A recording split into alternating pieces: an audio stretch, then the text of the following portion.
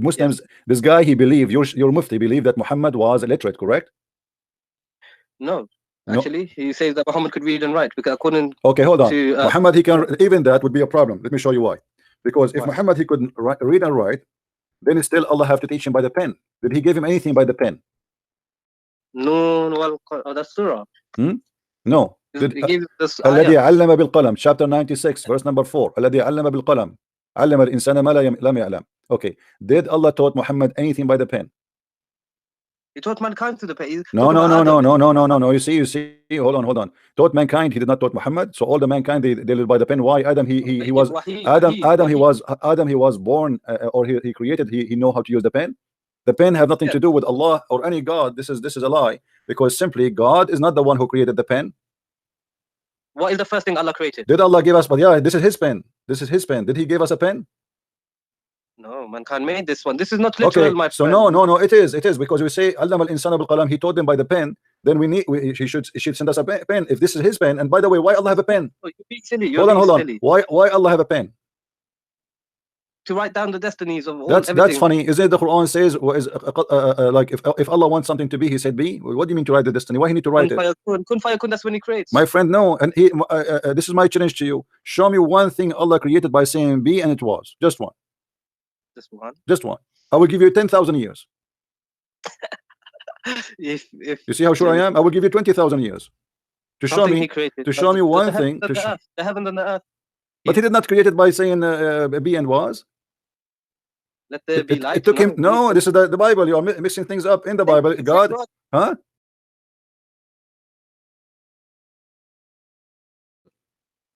East of Asia, they can join us. Look like the gentleman is calling. Hello. Yes. Hello. Assalamu alaikum. Is it Christian Prince? Yes, this is a Christian Prince. How are you? Oh, nice to meet you. I'm good. I've been listening to your videos, and I've got a question for you, if that's okay. Yeah, no problem. But we have a topic today. Do you want to share with us? Is the topic? What's the topic? It's about your prophet. Okay. You know, in Islam, who is the one who make decision? Is it Allah? Is it the prophet? Who? Allah. Where you get this from?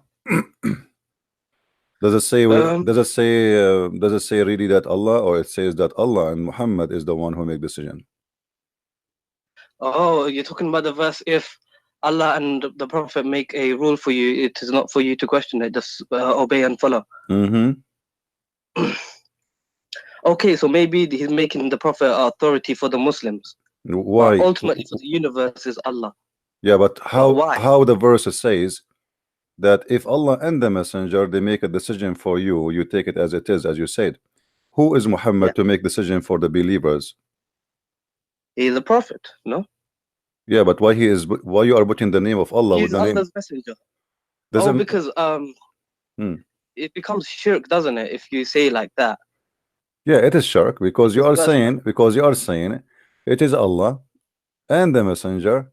If they make a decision for you, okay, okay, how they make decision to you if only Allah is in control? Why Muhammad is associating himself with Allah to the point he and Allah they sit together, they discuss together, and they make a decision. When you say Allah and the Messenger they make decision, you are saying it clearly. Like if I say me and you we made a decision, that's mean the people do understand that me and you we agree to do this, correct? Correct. Okay, so that's mean Allah and Muhammad they agree to do this. Who is Muhammad to agree with Allah? I mean, Muhammad is maybe Allah is giving him the message for the Sahabas, like say for example to make alcohol haram. He's told the Prophet, you know, do not drink in stages, you know, slowly. Okay, it has benefits, maybe not good, and then don't come with your prayers drunk, and then slowly. So the Allah and the Prophet they would talk to each other, and then the verse will be revealed. It's like whatever happened in Muhammad's life, the Quran is according to that. You see, the Muslim they always present to us that Muhammad and Allah they are in love.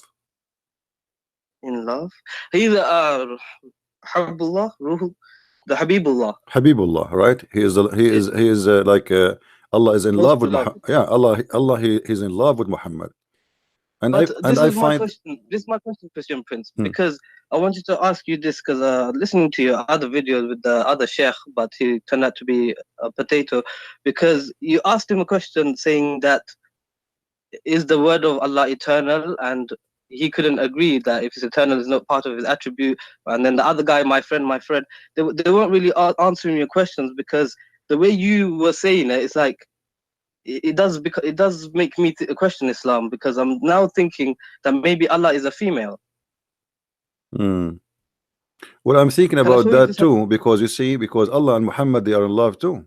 I mean, if you look at the verse we are quoting together, and you agree that the Quran all over and Islam teach that Allah is in love with Muhammad, but not necessarily Allah is a female, but Allah maybe a male, but they are in love Muhammad. And I read the Hadith Qudsi.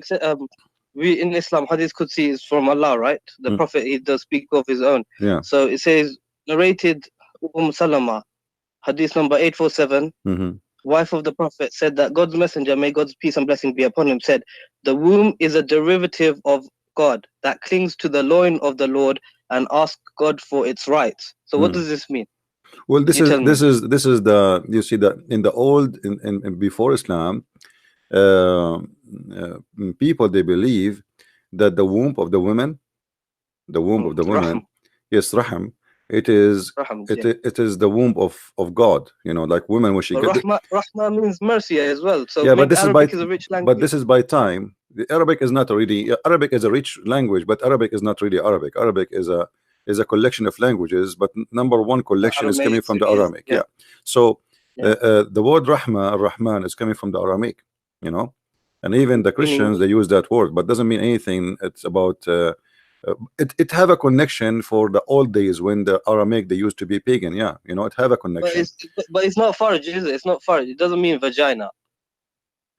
No, the rahma, the rahim is where the baby, you know, he's there. But you need to remember that in the old days, people, they even the Arab, like the black stone is what even the tafsir says that the black stone was white, but the women blood. I read the Quran. I do not find the black stone in the Quran. It's not mentioned there. You know the verse? Yeah, but because this is, you see, this is something Muhammad later. If you notice, Muhammad, he was praying for many years toward Jerusalem, right? Right. And then when he became victorious, which means at the end, he became victorious in Mecca, he changed the direction because it was a necessity of money. You know, Muhammad. Why? What do you mean money? Because to generate income to the Makkah, to the Kaaba. Because the Kaaba became, it's like, imagine if I force everybody to go to Las Vegas today, right? Make money, generate money. Yeah, okay. Yeah. So it's like a pilgrimage became to make money. That's why Saudi Arabia is rich now, because of the pilgrimage. Otherwise, you see, Saudi Arabia for the last 14 centuries, especially let us say after Islam is not powerful and the caliphate, they are not making money from attacking the neighbors. Saudi Arabia, their only one income they have is the Kaaba. Yeah. Because there was no oil. There was no oil. Then after the oil, you know, things have changed. But until now, imagine if there's 2 million people, they go during the Hajj time, right? And every one of them, he spend an average of $4,000 to $5,000 between airline ticket, because even the government, they make a percentage from this airline. So between airline ticket and between hotel and spending money and buying gifts. So if we But how do you know these hadiths are real? Because it came 250 years after Imam Bukhari. He didn't even live in Makkah. So how do we know this is authentic? Even the Sahih hadith books. What hadith you're talking about? And any hadith, the whole Sahih. My friend, Bukhari, how we know even the Quran is Sahih? Because the Quran is the hadith is older than the Quran, in case you do not know. Who wrote the Quran then? There's no Quran. Where is the Quran? Do you know the Quran? Quran, I have it. No, I have the Quran. No, you don't have the Quran. This is the Quran written according to someone recitation of Hafs, but nobody have the book of Hafs. Where is the book of Hafs? Hafs bin Asim? Yeah, where is the book of Hafs? No one has this manuscript. Nobody have a book of Hafs. No, nobody. They have a copy. They have a copy. They have a copy in Egypt. They claim it's 300 years after Muhammad, which mean at the end of the 18th centuries. They have copies in Samarkand, Birmingham manuscripts. What about those? They are different. The Birmingham is one page, you know. I mean, this is not manuscript, and even that one is not the same as the Quran today. But the Quran of Samarkand is big difference between the Quran of Samarkand and the Quran. Even that one is not really that old. Okay, so there's the Quran which of Quran? hold on. There's the Quran of Sana'a in Yemen. They found it. It's totally different from the Quran which they have it today. But even all of them, they are not old still, but they are So different if Quran. everyone knows this, why people don't leave Islam then? What do They you don't mean? If know. Who everyone said they know? How many Muslims do know what even Islam is about? 99% of Muslims, they do not know what Islam. I will explain to you why. You asked a question. Let me ask me. You asked a question to someone when he came in. He said he's a Muslim, and you asked him what does it mean to be Muslim, and he couldn't answer because he told you it means someone to submit to the will of Allah. This is not. Why is this not correct? Because there's the word submit does not exist in Islam. Islam. No, you see, even the word Islam is a theft. Muhammad. Have you ever heard of a guy? His name is Musaylama. The Muslim, they call him Musaylama. But this is not his name. You know, they make fun of him. His name is Muslim. They change his name and they start making fun of him. They say Musaylama. Musaylama in Arabic is like you say a car, a caro, like to make fun of the car, like it's a small car, you know, like you say Rajul Rujail, like to make fun of a man, you know. So you make him like you give him a small name, like a nickname. Yeah, like a nickname to insult. See, so this guy, he claimed to be a prophet. His name is Muslim, and now even in Islamic history books they changed the name. And his, you know, and his God, his name is he you know, he called himself Ar-Rahman. If you go, if we go, me and you, if we go right now and we check the following, let us see.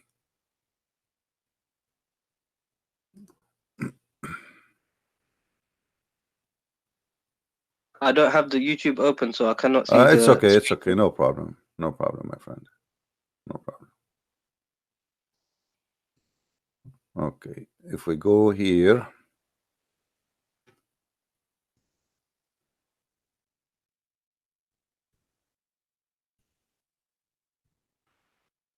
this website is not working. There is a verse in the Quran where it says to Allah all the good names. Have you ever heard of the name of the verse? Yeah. To Allah. Yes, this one. No. The good names. No. I'm talking about 99 names. They asked Muhammad once he decided to write the word Ar-Rahman. Before that, he never mentioned that word. So they said to him, who is Ar-Rahman? Muhammad, now he have two God, Allah and Ar-Rahman. So Muhammad, if you go and read the story, you will find that Muhammad, he received a letter from this guy, the one your Muslims call him. Hold on. The one they call him Musaylama. They said to him, what is the name? They said to him, why you are calling your God Ar-Rahman? It says, قل أدعو الله أو أدعو الرحمن أيما تدعو فله الأسماء الحسنى.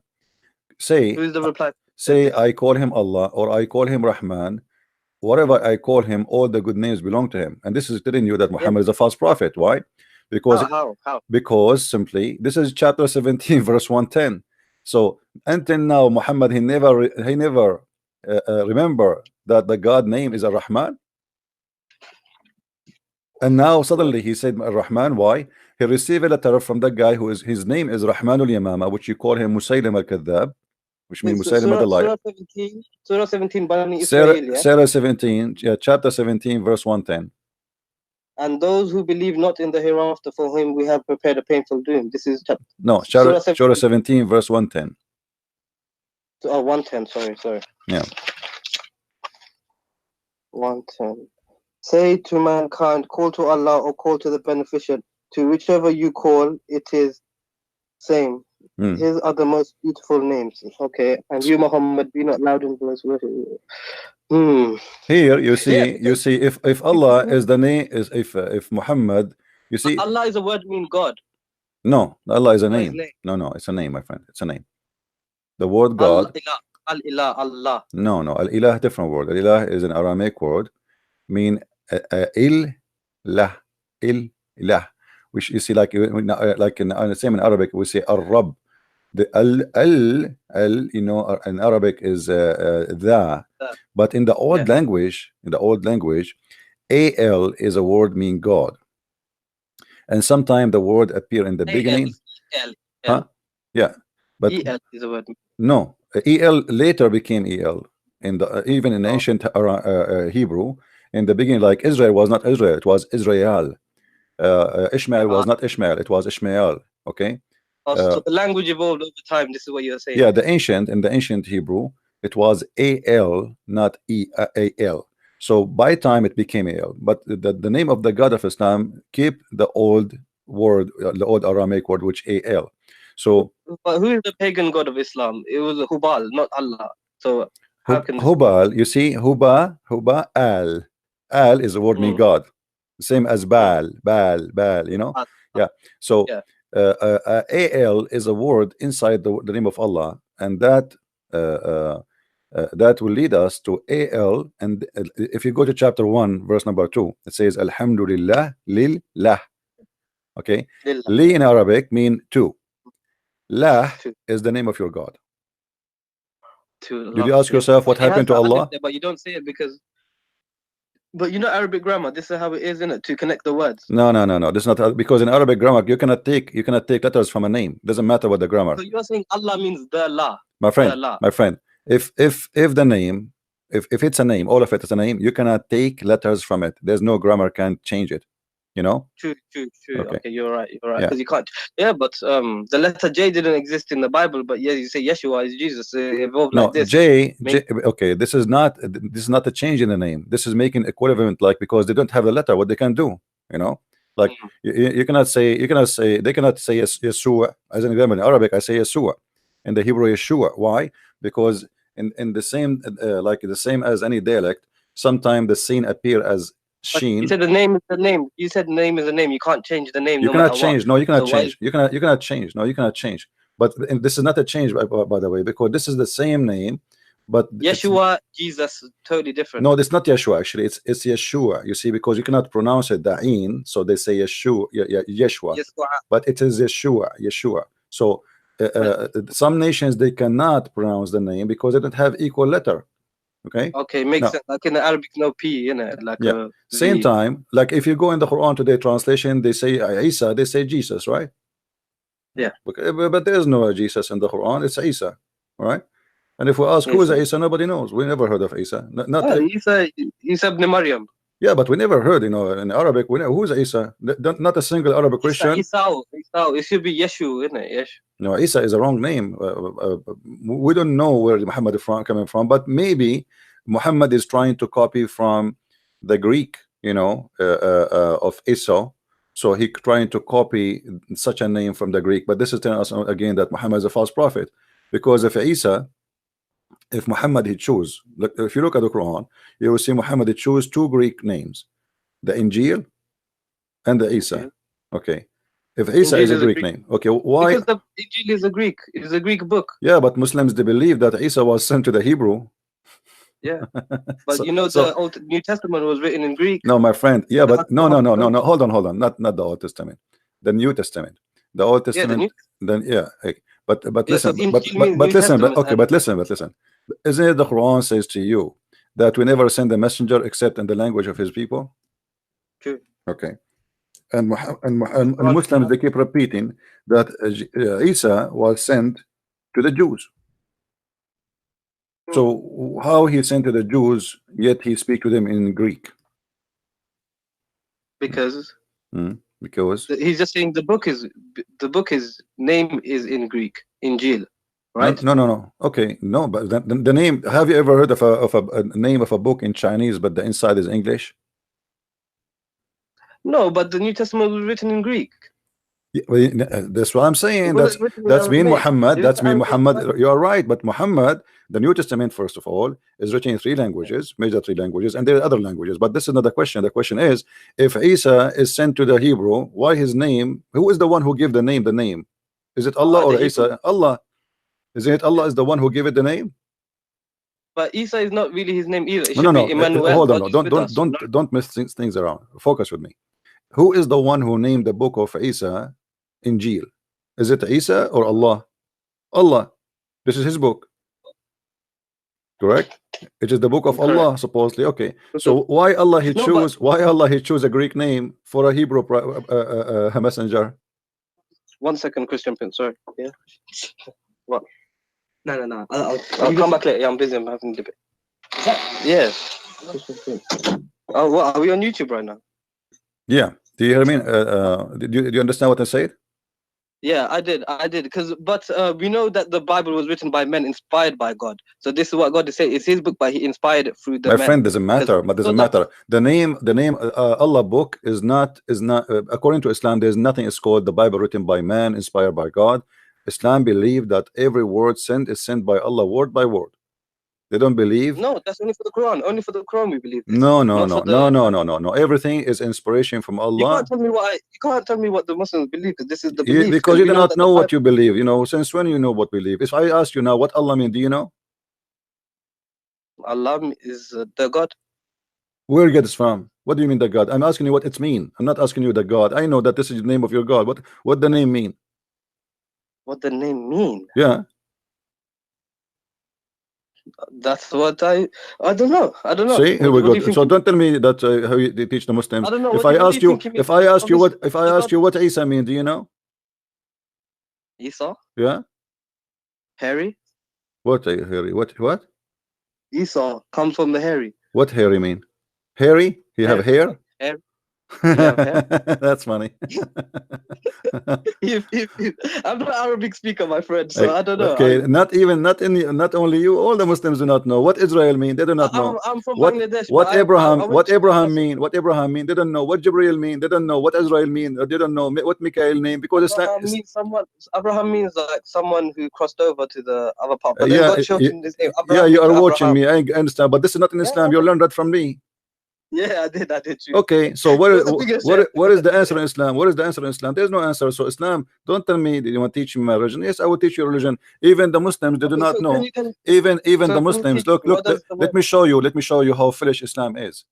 Do you know the father of Abraham? What his name in the Quran? Is it Azhar? Azar. Okay. Azar. The Bible. Azar is a word mean foolish or fool. Yeah. How this has became a name in the Quran for the father of Abraham? Chapter 67, verse number 4. 67. Could you read for me, please? The Muslims, because they don't know what this word means, and including Muhammad, they said, okay, well, this must be the name of the father of Abraham, but Muhammad is copying it from someone else's book.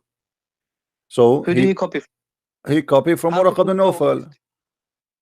But how did Waraq ibn Nawfal know all these things? You know, the Waraq ibn Nawfal, even the hadith confirmed that Waraq ibn Nawfal was translating from the Bible, from the Aramaic into the Arabic.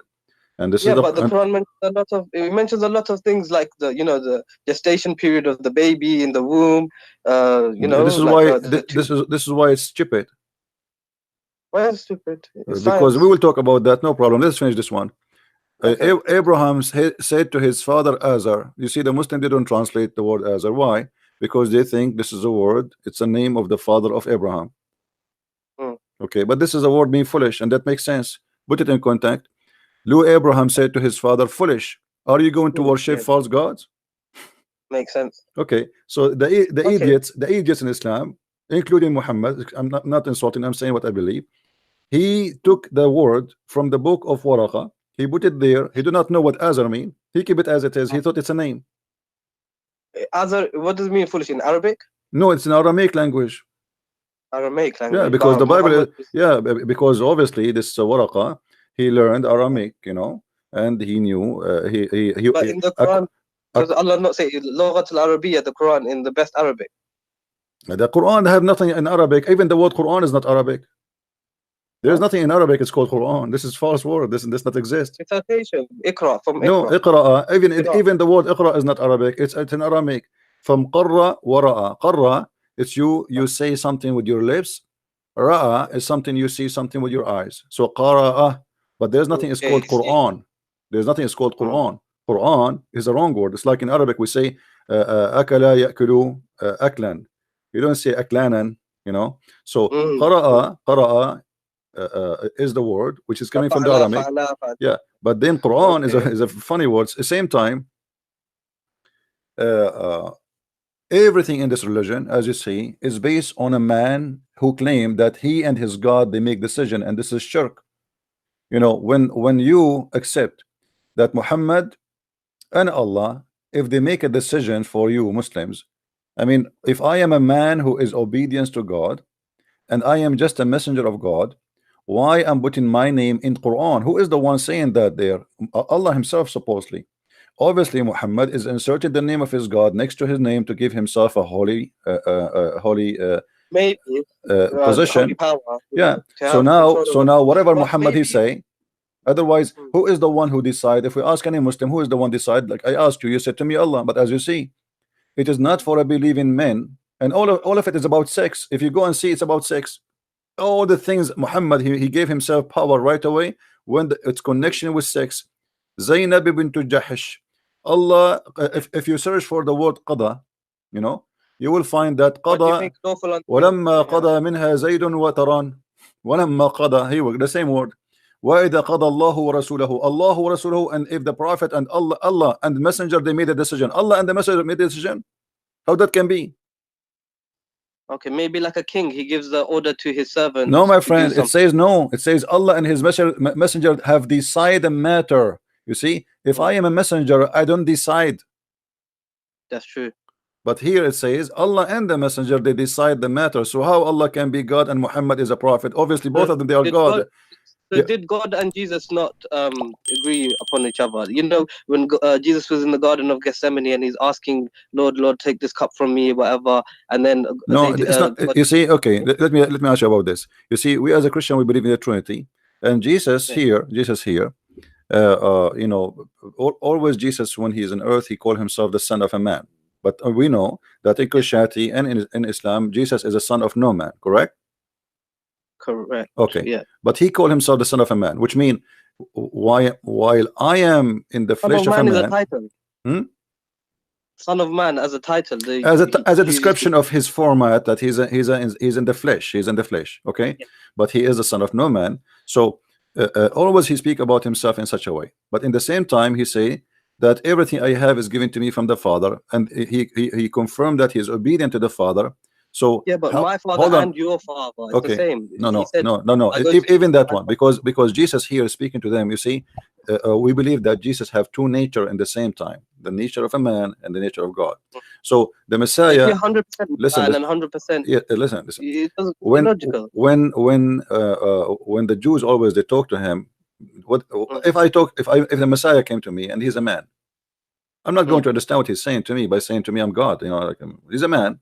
I mean, I see a man in front of me. So what do you mean you are? You know. So in order to present himself in a way which Muslim people will not go in chaos, because you know he will get killed in the first day if he says I am God.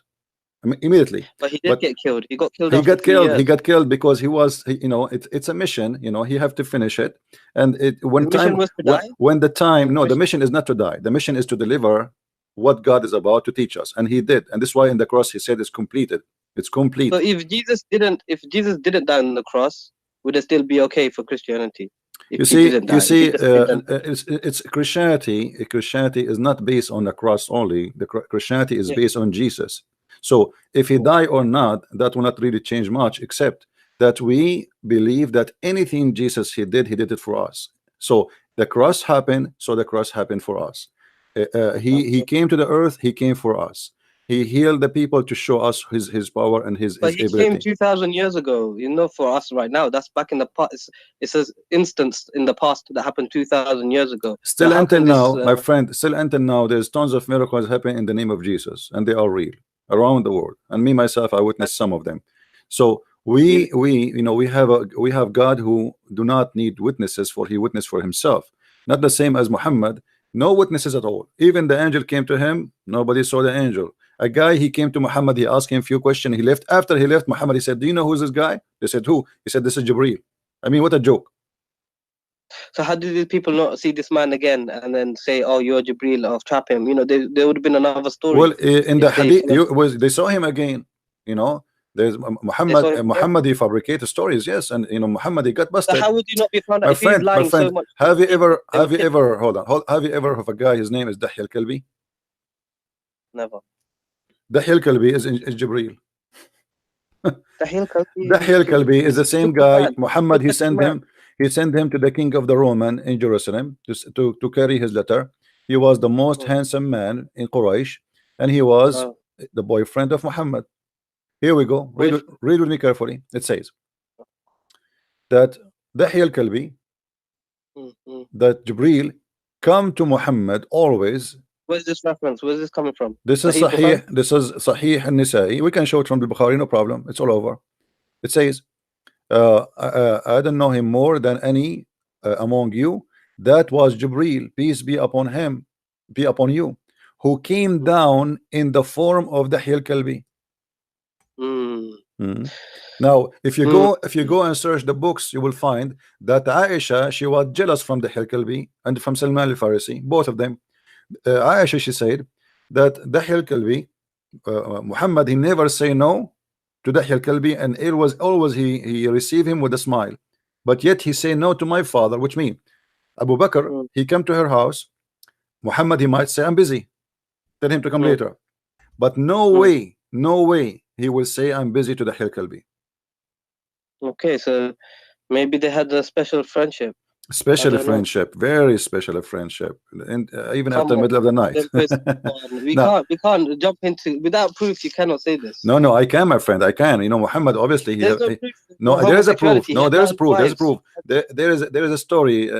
I should find it for you, where Ibn Abbas, he entered the house of Muhammad, and he saw it. It says in the books that he found it in a meditation position or situation. Situation, but didn't describe to us what is that. And then the guy right away he left when Ibn Abbas was a kid, you know. The guy he right away he left. So Ibn Abbas, he said to him, is that Dahya? He was with you? Muhammad, he said, yes, he looked like Dahya, but this is Jibril. Now you tell me why first of all Jibril is coming in the look of this guy Dahya. I mean now we will have two people in the street, so people will be confused who is Dahya and who is Jibril. So Dahya now, if you want to Dahya now, he can play a scam anytime. He can say I am Jibril, because the prophet, he confirmed that Jibril comes in his image. So if Jibril does choose to do that because maybe he doesn't want to scare the Sahabas to give Prophet the messages, why not? Why is it not possible for him to do that? Allah is possible to change the form of Jibril to make Dahya Kalbi to talk to. But why a guy, he is next door neighbor for you, and he is the most handsome man in Quraysh? Why? And the man who come always to Muhammad anytime. You see, Aisha, when she mentioned that Dahya, he come always to Muhammad, she did not say Jibril, she said Dahya. So she's always talking about the same person who is Dahya, that always is welcome in the house of Muhammad, and Muhammad never said no to him. And Aisha is jealous because why this man, he have a special treatment? This is Dahya, this is not the Angel Jibril now. So Muhammad, obviously, he wanna give an excuse why this guy he come anytime, why this guy he can be found. Be the one who squeezed him at the cave. The one who what? The one who squeezed him in the cave. Nobody squeezed him in the cave. This is a lie. I mean, the story of the squeeze in the cave. This is the first story of Islam. My friend, let me ask you. Just to prove easy that the story about Muhammad being squeezed in the cave is a lie. If an angel, he wanna tell you read, do he need to squeeze you? Maybe. Why? What the squeezing will do? Maybe like send blood to the brain so he could read. Okay, let us say this is the reason. Jibril is a Dr. Jibril now, so he know what the blood will go where. Okay, do it in the Dr. Zakir nice way. Hold on. Muhammad, he been squeezed 3 times. Did he understand what the angel want? No. He said Iqra. Yeah, but still Muhammad is keep saying to him Ma ana biqari. He never said I understand, right? He's squeezing him 3 times. Did Muhammad say now, okay, I got you, I will read what? Let me read? No. Same time, the story is stupid. How you say to him Iqra when you are not giving him paper? Because Iqra, you remember it when we speak about the word Quran and Qara? Qara, you have to read, you have to see something, and you have, you know, now the Muslim, they say Yaqra al-Quran, it's me reciting the Quran. That's false. There's nothing. No, he was shown something by Jibril, the tablets, Lahu Mahfuz. No. They never give him anything, my friend. I can show you the hadith. There's no such a thing. Show me the hadith. Show me the hadith. Okay. Let us see. You know, the Quran that we have today. Read with me, my friend. Read with me. The Muslims, they fabricate tons of stories to cover the problem of this religion. Read with me here. Sahih? Okay, this is Sahih. Yeah, this is Sahih. This is Sahih Bukhari. The messenger was in the form of good, righteousness, true dream in his sleep. He never had a dream, but that had come true like bright daylight. He used to go in seclusion of the cave of Hira, where he used to worship Allah alone. Continuously for many days, nights, he used to take him to the journey, the food for that stay, etc. Okay, and then come back to his wife Khadija and take the food, etc. Okay, till suddenly the truth descended. The truth. Imagine how insulting this is, because if Jibril is the truth, that means he is God, because this is one of the names of Allah, Al-Haq. The truth descended upon him while he was in the cave of Hira. The angel came to him and it asked, my friend, hold on, let us read together. All right. The angel came to him and asked him to read. Do you see the word read? I don't know if you can see the screen. He said to him, read. Yeah. The prophet replied, I do not know how to read. The prophet added, angel cut me forcefully and pressed me so hard, and I could not bear it anymore. Then he released me again and asked me to read. And then I replied, I cannot read. Huh? Ma'ana biqari means I cannot read. Well, according to the Muslims' understanding, which is very funny and very stupid, sorry to say, Muhammad, I believe he was not saying I cannot read. I believe he was saying read what, you know. Yeah, read what. Yeah. But as long as what the Muslims believe, we have to go with it. What we can do. No, this is the scholars. Scholars are infallible. They're not infallible with the no ma'asum. No. You see, the problem is your prophet. He don't talk. He do poo-poo. Each time he say something, he destroy everything. Muhammad, he said that tajtami'u ummati ala batil. He said my nation will not agree upon something. It's false. And now the scholars, they use this as a scale. So they say as long the majority agree that this is what is meant, that's mean we are right. That that's it. You know. So Muhammad. So if everyone tomorrow, no, this is not right. This is ijma of the scholars. This is not right. No, he said that, my friend. Let me show you the hadith. You know, you have no idea what I'm talking about. No, I believe the hadith. I believe the hadith. Yeah. But how they interpret it is up to you. You know. No, there's no. They are right. You know, if he is a true prophet, their interpretation is right. So my nation, they will not agree upon something is false. You know. Here we go. Read it. You see, this is a hadith. Every Muslim believe in it, and it's a confirmed by all of them, and they use it as a scale for anything they do. All right. So my nation will not agree about something. They will not unite. They will not agree about something misguided or or wrong. So now they will see, okay, as long as the majority they agree with this, that's mean here we go. The prophet, he gave us the scale how we can make a decision. As long as the majority agree, it must be right, because this is inspiration from Allah. Now, if we go back to the story where Muhammad being squeezed 3 times, regardless if it is he's saying to him read, and Muhammad says I cannot read, or he's saying to him read what, still the story is stupid, because if the angel saying to him read and Muhammad saying read what, I mean, why the angel squeezing him and repeating the same thing? I just told you read what. Tell me what read what. Okay. That's it. Okay. You know what I mean? So maybe something happened in the cave we do not know. What happened? He lost his mind. My friend, come on. This is a story. Supposedly this is a godly story. I mean, this is the first day the inspiration coming to Muhammad. This is a big day, and look how silly and look how stupid. So he squeezed him 3 times, and the question now, why 3 times? The Christian believe in a Trinity. Why everything in Muhammad life is 3 times? So when Jesus was first baptized, listen, when Jesus was first baptized, and it says in the gospel he heard a dove coming down from heaven and a voice from the heaven saying, "This is my son, you shall blah blah blah." So if everyone heard him, everyone should believe that this is Jesus. But no one heard him, because in Mark it doesn't mention that. It's only in the later gospels of John it mentions that. So you can see that the Bible is not really my friend. No, my friend. No, my friend. You see, the Bible is written by four writers, and everyone. We do not need to repeat the same story exactly the same, because if we do, then there's no point of having 4 books. There's no point. If I am letter by letter the same. As an example, let us say I was in the front of the cross.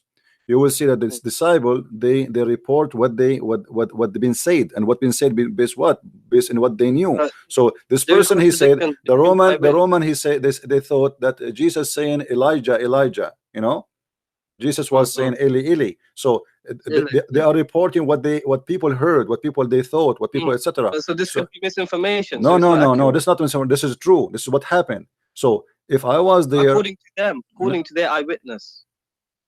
Yeah, but this is they are reporting what they thought it's a hadith. It's hadith, the gospel, the full gospel. But this hadith, my friend, is coming from Muhammad. This is not from someone else. Muhammad, he went back, he told Khadija, Khadija told us, and told Muhammad himself, he told everybody.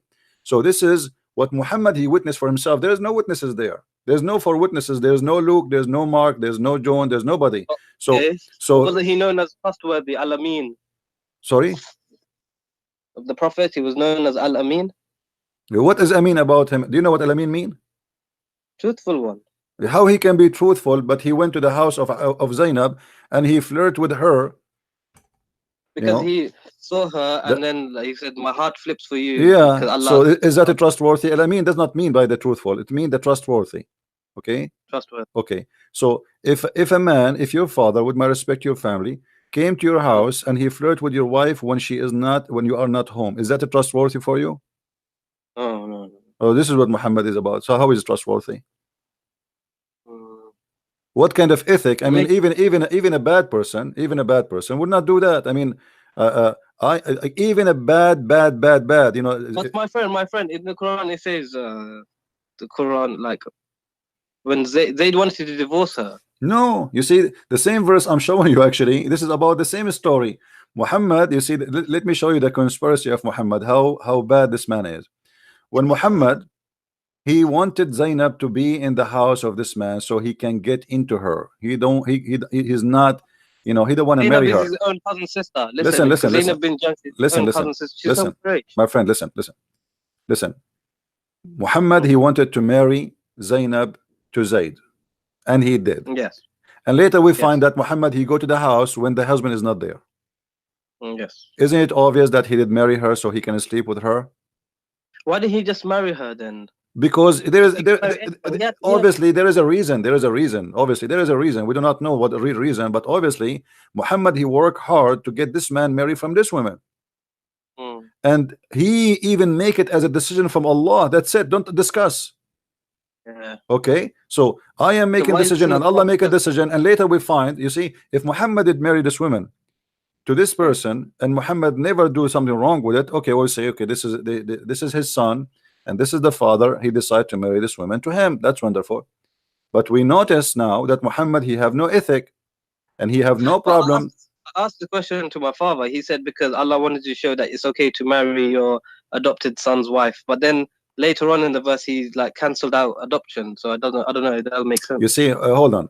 If Allah want you to marry this woman, if you notice with me, all Muhammad, he claimed that Allah, it's here قَضَى اللَّهُ وَرَسُولَهُ, Allah and the messenger, they decide the matter. That's it. Okay, so we marry Zainab to this man.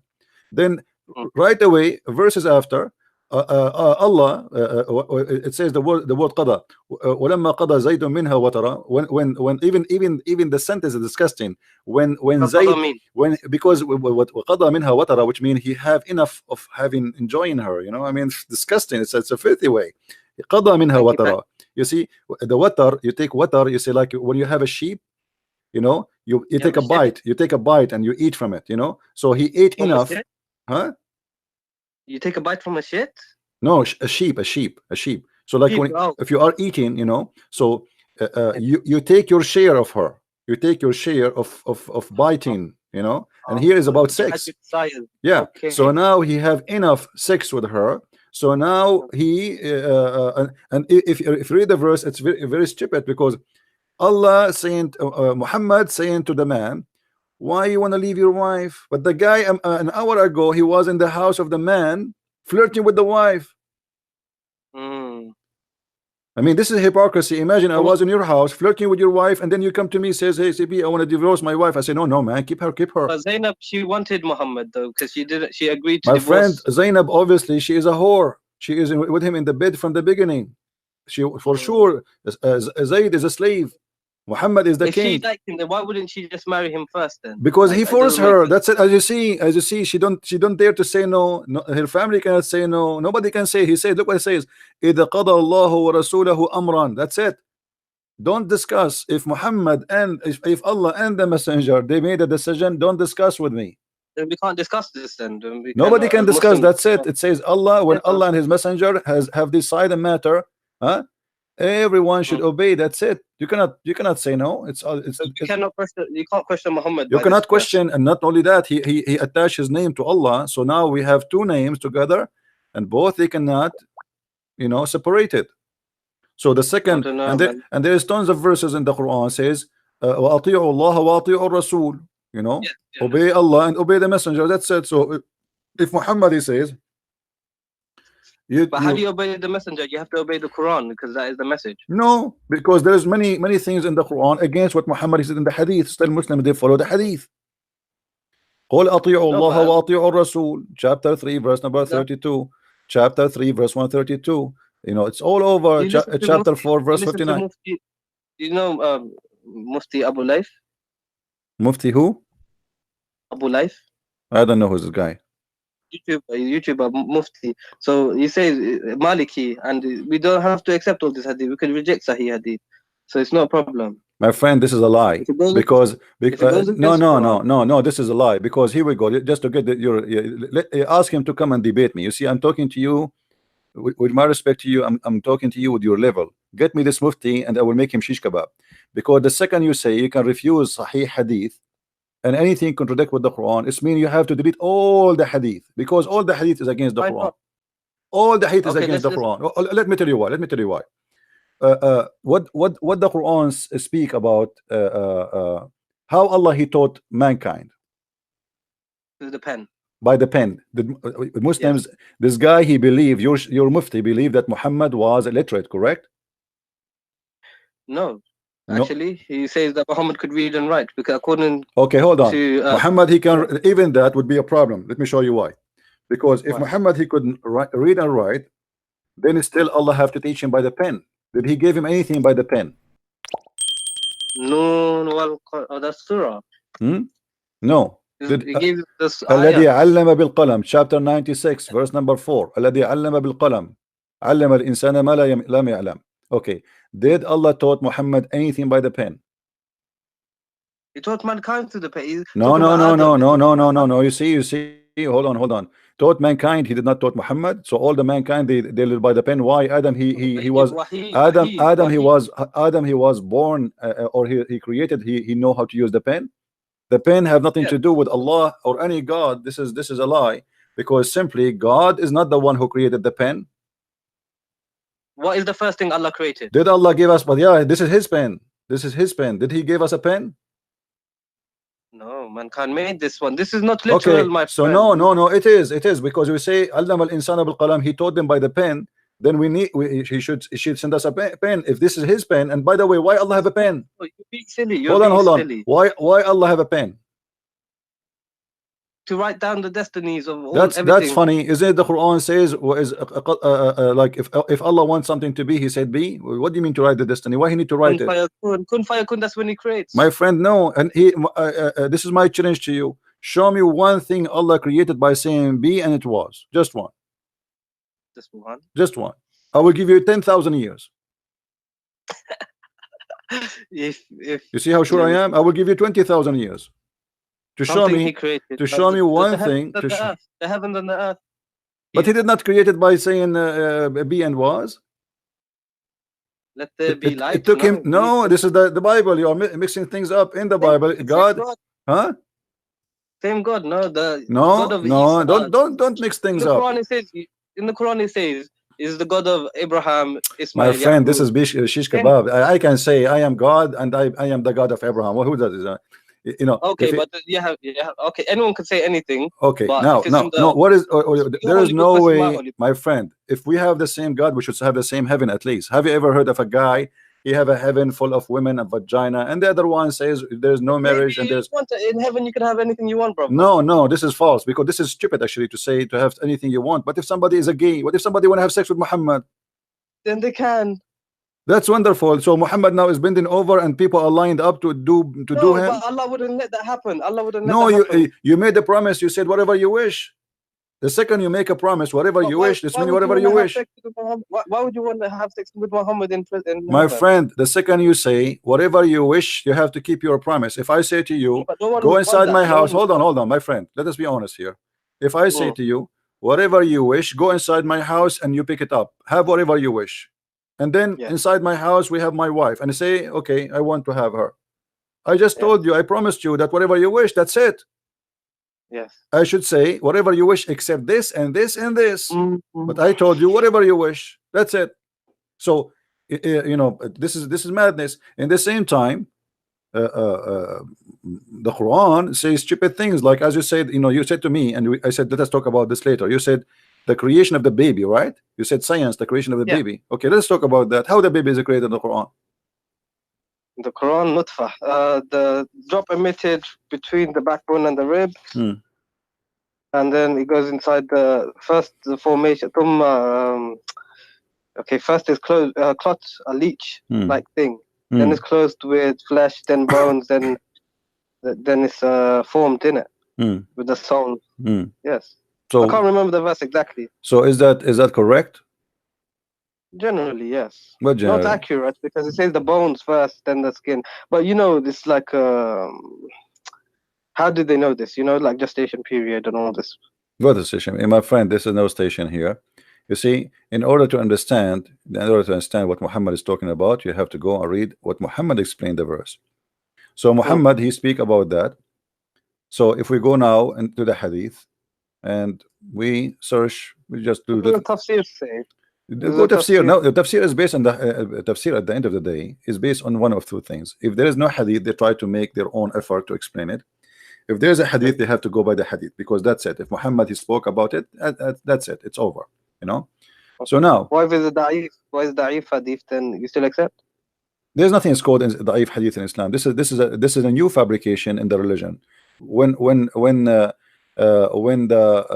you know, the Muslim, they became under a lot of threat and attacks by us, you know, exposing Islam. So this is why tafsirs exist. If you remember, I have debating Dr. Ruhi, and you told me you were watching. Ruhi, yes. Dr. Ruhi said tafsir exist to fix a problem.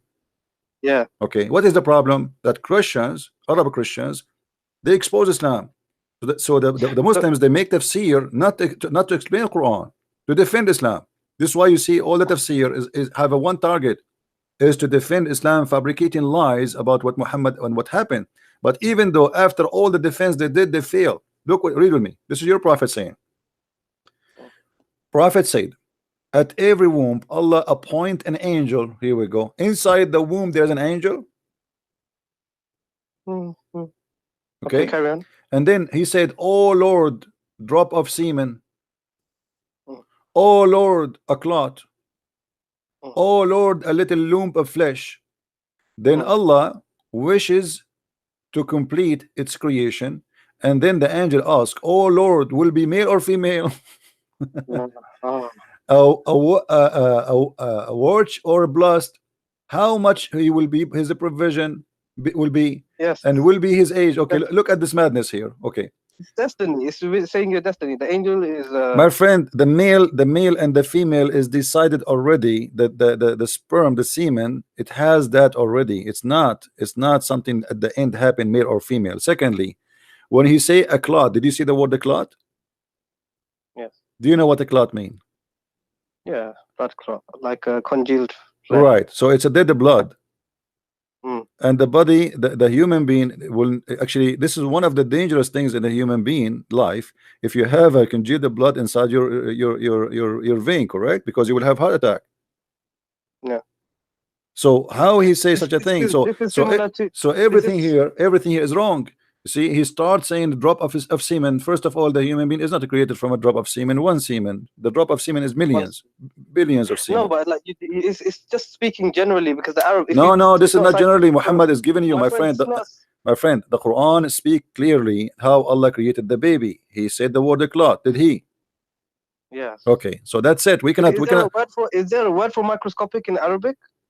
No, what microscopic? Then what do you want Allah to say? Microscopic, one semen, you know? No, no. You see, clot in Arabic. In Arabic, clot is a dead blood. It is dead blood. How you say that? It's not about science now. It's something we know. If you cut yourself and you have a blood in the top of your skin when it's go dry, which is to protect you, right? Yes, okay. Yes. That is what he's talking about. Alaqa. You know, it's stuck in your yeah. Alaqa, a clinging thing. It means something that. No, clings, it's not a clinging thing. This is a lie. You see, in one of the translations they say that this is not. You see, alaqa. The Muslim they try to. Telling me that all the Muslim translations are lying to me. All of them they are lying, because we can go to the Arabic. Because we can go to the Arabic and see the interpretation, and you will see none of them agree with that. It's a bullshit. Excuse my language. It's a garbage. Okay. Shame on them to try to change it, because not even one Muslim scholar agree that this is mean alaqa as they claim. Did you remember the hadith I showed you, that there is no way my nation will agree about one thing is misguided? Okay, all the Muslim scholars agree that I could not find one, just one, who claim that the word alaqa is about the leech. They say the leech, not even one. Zakir Naik say this. What's Zakir Naik? Zakir Naik is a potato. Zakir Naik, they ask him why a woman she cannot be a prophet in Islam. He said because of her ass. I mean, this is a prophet. What do you mean? Huh? What do you mean? Go and search the video. Go and search the video. He said, they ask him, a woman, she asked him why there is no woman, she is a prophet in Islam. He said, brother sister, if a Muslim woman he became a prophet, they have to lead the congregation, and if you lead the congregation, they have to do al-wudu, and if you do that, you have to bend over, and that would disturb the believers. What the heck? Her ass is the reason it would disturb them. She is bending over. I mean, the whole Muslims, they will forget about Allah now. They will focus in the ass of a beautiful woman. This is a scholar. This is stupid, you know. Zakir Naik, they ask him about the hur. You remember? You can search the video. They ask him why women she don't get hur, a man he get hur. He said women does. He said the women do. He said what? Maybe. He said, yeah. He said, hur is a plural word.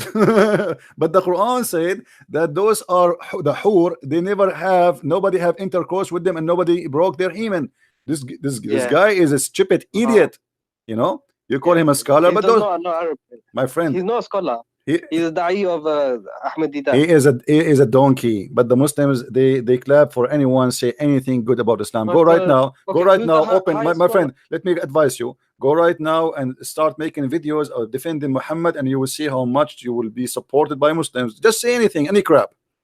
The Muslim they will support you. It doesn't matter how much stupid what you said. Like the same as Muhammad hijab. The guy he was debating with David Wood, he told him Allah he pray for, you know, the guy he said Allah he pray for, not to, as if it's make a difference. So I talked to my uncle about this. So salah, it could mean like to give blessings. No, my friend, no, my friend, no. Salah does not mean blessing. Even the donkey himself, he made a video saying that the Quran says that that Muhammad yusalli alaykum. Okay, yusalli alaykum. He said this is the same. It's the same exact word. We go to the interpretation. We find that yusalli alaykum mean he supplicated prayer to Allah to for you. So he said, no, my friend. See, here we go. You mentioned different word. The word dua is different from word salah. Salah is something dua. Even if you say dua, imagine Allah. He's making dua. You know what dua? What dua? Oh, true. Who is he praying to? Right. So when he said that he prayed for, not pray to, he became a certified donkey, because you just admitted that your God is praying to someone. Who? He prayed to who? You know, like if I say to you, pray for me, you are not praying for me as God, but you are praying for God. Allah and his angels send blessings. That's the translation. That's a lie. That's a lie, my friend. Because here we go. Let me show you. Just to show you how Muslims they lie to each other. They've tried to fool you.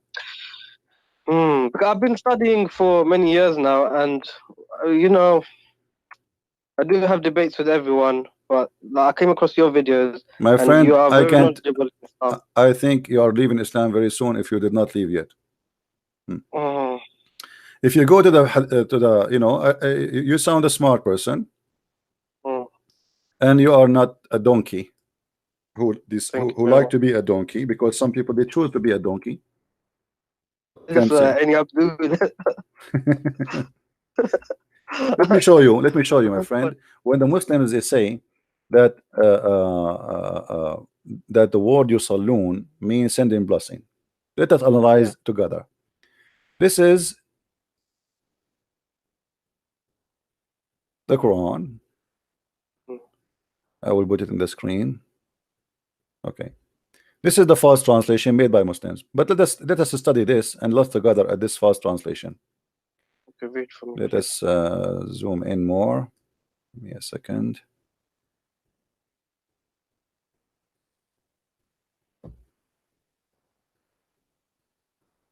All right. Allah and his angels send the blessing on the prophet. How stupid that a statement can be more than following. Read with me carefully and use your brain, please. If Allah he sent a blessing to you, my friend, do I need the blessing of the angels? Maybe it helps. What help? If Allah is God and he blessed me already, what the angels can do more than what Allah can do? Because the angels can protect you as well. You No, know, no, my like, friend, the angels are toys in the hand of Allah. They are just servants. So that's it. If Allah blessed they me, visit our house, my friend, like, you know, if the I am angels visit. God, and I say I protect you, who can kill you? Nobody.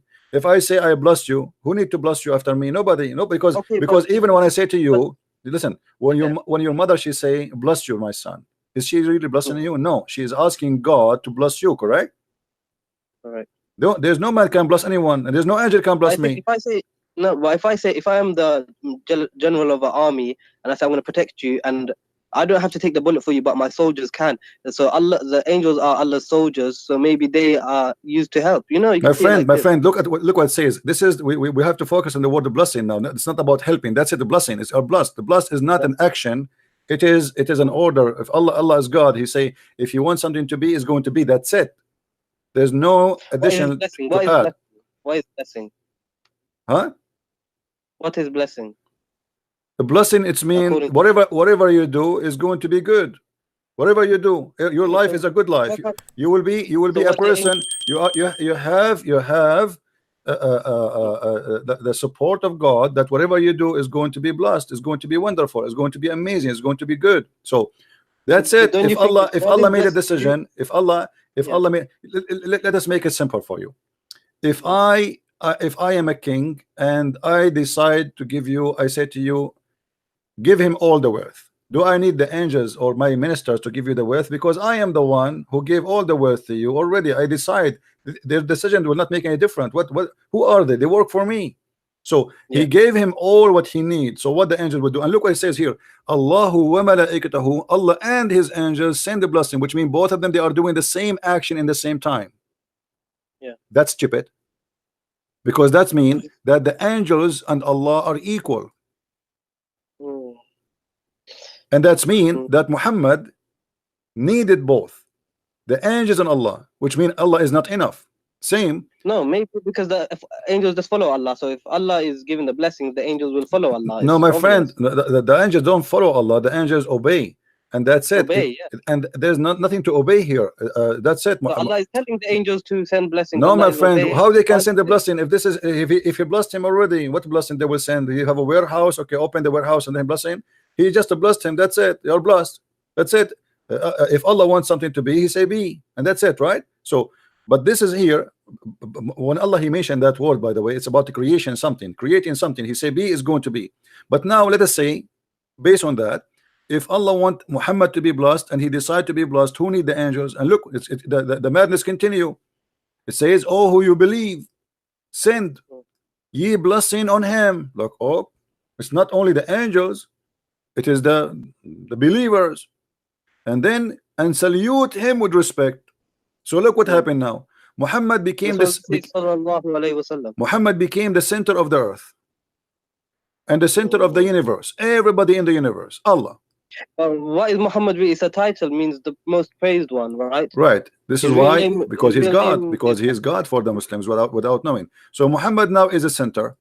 Allah is here, sending a blessing as they try to fool you with the blessing word. No, but I think maybe Muhammad became bad later in his years, because he said if Muhammad speaks a lie about Allah, Allah will cut off his aorta. And then when he died, he said this. So maybe at the end, let me show you how that can be impossible. Because if Allah blessed him, Allah knew the future, don't he?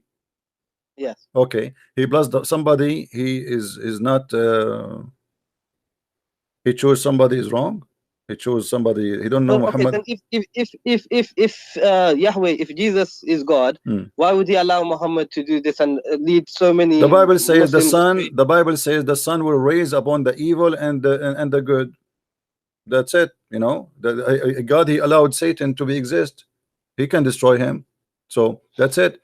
You see, when the Bible says God, he even created evil, what he meant? He meant he created angel, but that angel turned to be Satan. But God, he gave a free will. Angel is a my jinn, friend. No, we don't believe in jinn. There's nothing called jinn. This is one of the fabrication of Muhammad. Listen, God in Christianity, he gave you free will. This is why Satan became Satan. But in Islam, no. In Islam, as you see, that when you are in the womb of your mother, he decides for you what you will be. You will be this, you will be that, you will be that, what you will be. So that's it. Male or female is the decision of Allah. Rich everything is a decision. Yeah, but this is mean. Muhammad, he cannot be bad unless Allah, he wanted him to be bad. Yeah. Okay. So how Allah chose him to be a prophet, and why Allah did not say clearly that Muhammad is bad? Where he said that? No, he said ask forgiveness for your sins. You're fasting. My friend, that's Muhammad here, because Muhammad is being busted. People, they say, how this guy can be a prophet of God? So Muhammad, when I always make himself look legitimate, so Allah, he said to me, ask for this for your forgiveness. But did Muhammad ask for forgiveness? No. Yeah, he did. No, he did not. No, my friend, look what he did. This is a lie. This is always a lie. Do you know the story of the guy Muhammad? He killed him just because he prayed a lot. He wanted to kill him. No, tell me the story. Go and get my book. Go and get my book and love. You will see that. You will see. You will see. Of Allah? Huh? Deception of Allah. Deception of Allah. Which one? Yeah, deception of Allah. Yeah. Muhammad. He came. He saw the believers standing, talking. So they said, we're talking about what? They said, we are talking about a guy. He's amazing. He prayed non-stop. He is the best of the believers here. Muhammad, because he's a man, because he's a jealous man, as usual, he don't accept anyone to take his place, so he felt insecure. There's a person, there's somebody, he claimed that he is, or they claim that he pray better than me, and he pray more than me. So what I will do, I will get rid of him. So the guy, he said, and Muhammad, he said, do you claim that you are the best here? The man, he said, by Allah, I do. And then the man, he went inside the mosque to pray. And then he said, who wanna go and kill this guy for me? This guy was a Muslim? He's a Muslim, yeah. The Muslim, they are talking about him, how amazing he is. This is a false story, because why would a Sahaba that believes in the Prophet say, by Allah I do, to the Prophet? It doesn't make sense, my friend. My friend, doesn't make sense. I know it doesn't make sense. What is make sense in Islam? Nothing makes sense. You're right. But this is a story written by you, reported by you, witnessed by you, and given to us by you. So don't tell me it doesn't make sense. This not is what by me. This is by by the Muslims. Who I mean, Imam not Bukhari. Who is Imam Bukhari? These are no one. Okay, my friend, this is not my problem. You are the one. You tell yourself that question. Who is Hafs, the one you get the Quran from him? He's no one. Hafs not only he's a liar. Hafs is a liar. He's a fraud. He's a thief. He's everything. Yet you take the Quran from him. No, because this Quran is all we have. We have Warsh as well. So we don't take Warsh. Why you don't take Warsh then? I take Warsh then, innit? Okay, we take Warsh, but all of them, they are the same garbage. I mean, it's the same garbage, the same. You know, we are just a change in the, my friend. We are just a change in the name of the donkey. Nothing more. You said the Quran says a flat earth, yeah? Because in your other videos I see that. Yeah, let us finish this one. We will go to the flat earth. Don't worry. Let's finish this one in front of us. So look here. The Muslim, they decide to cover the issue here, that the angels and Allah and the believers, all of them, they are praying in Muhammad. They change it to send a blessing. That is the most. That is the most. Salawat. Tell me, what does this mean? Salah is a prayer. That's it. Communication? No. Contact? No. Salah is to send supplication to God. No, this is dua. Tell me, like, what does it mean, salah? To follow closely. The literal meaning, the literal root word. It's coming from the word sila, like you to make a connection with someone. But Connection, salah, okay. But the second you say salah is not about connection with anyone. It's about praying to God. As simple as that. So this is why in the Quran. I'm going to use the passes. This is why in the Quran. Christian Prince. I don't want to be rude. I'm just going to use the toilet. 2 minutes. I will be back. Okay. All right. Don't forget to make the prayer. The Prophet, he said, otherwise Shaitan will play with your anus. Remember that. Right. Yeah, because if you don't do it, my friend, you will stay there for 10 hours, as the Prophet said. Go ahead. All right.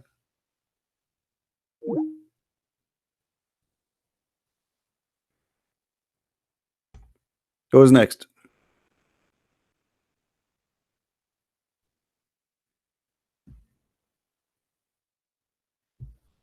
Are you enjoying your time, guys? This guy will not stay long as a Muslim. You will see. He's in the way out. Yeah, that's what their prophet said to them. You know, crazy. A'udhu billahi min al-khubuthi wal khaba'ith. If you don't say that prayer, this guy, he finished right away. Man, that was fast. Hello? Hello? You finished that fast? Yeah, my toilet is just next to my room. Oh, alhamdulillah. All right. So now, my friend, the blessing, when somebody says a blessing, sending blessing, that is a stupid explanation, because if God blessed me, I do not need any blessing. But let me show you something, how Muhammad always involve everybody in any stupid story. Do you know this? Because you said salawat. Hold on. You said salawat means connection, right? No, salawat does not mean connection. Sila, connection. Salah mean a prayer always. This is why the Quran, it says aqimu salat. Aqimu. Establish contact. No. Establish the prayer, because prayer in Islam is a special action, involve physical action. Involve. No, don't argue with me. You know, I can prove it easy. So if we go in the Quran, it says chapter 6, verse number 72. Aqimu salat. Do you see it? I can't see the screen, but you could read the chapter 6, verse number 72. Establish the prayer. Okay. And this is mentioned again, you know, in other verses. Let us see. If we take the word salah, just to show you how wrong you are. Chapter 2, chapter 2, verse number 3. Let us read together. That's the Muslim translation, not mine.